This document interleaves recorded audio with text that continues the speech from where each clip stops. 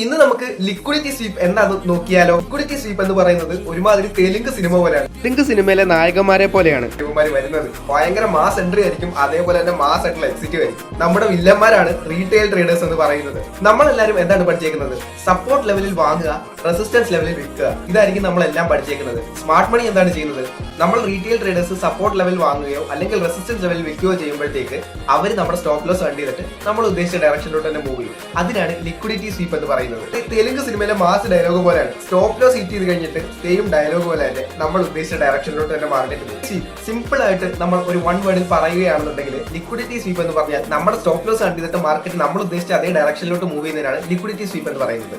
ഇനി നിങ്ങൾ വിചാരിക്കും ലിക്വിഡിറ്റി സ്വീപ്പിൽ നിന്ന് എങ്ങനെ രക്ഷപ്പെടണം എന്നുള്ളത് അല്ലേ? സിമ്പിൾ ആയിട്ട് അത് നമുക്ക് പറയാം. എക്സാമ്പിൾ ആയിട്ട് നിങ്ങൾ റെസിസ്റ്റൻസ് ലെവലിൽ ഒരു മാർക്കറ്റ് പ്രൈസിൽ സാധനം വാങ്ങിച്ചു എന്ന് വിചാരിച്ചോളുക. സ്റ്റോപ്പ് ലോസ് സ്വാഭാവികമായിട്ട് നിങ്ങൾ റെസിസ്റ്റൻസ് ലെവലിന്റെ തൊട്ട് മണ്ടയ്ക്കായിരിക്കും വെക്കുന്നത്. ലിക്വിഡിറ്റി സ്വീപ്പ് വരാനുള്ള ചാൻസുകൾ അപ്പോൾ കൂടുതലാണ്. സോ വെയിറ്റ് ചെയ്യേണ്ടതെന്ന് വെച്ച് കഴിഞ്ഞാൽ ഇൻ കേസ് നമ്മൾ ഒരു റെസിസ്റ്റൻസ് ലെവലിൽ വാങ്ങാനാണ് ആലോചിക്കുന്നുണ്ടെങ്കിൽ ഒരു ചെറിയ ബ്രേക്ക്ഔട്ട് പോലുള്ള ഒരു ക്യാൻഡിൽ കാണുക. അതായത് ജസ്റ്റ് ഒരു മണ്ടക്കോട്ട് പോകുന്നു, അത് കഴിഞ്ഞിട്ട് ഒരു വലിയ വിക്ക് ഫോമായിട്ട് മാർക്കറ്റ് തിരിച്ച് താഴോട്ട് തന്നെ വരുന്നു.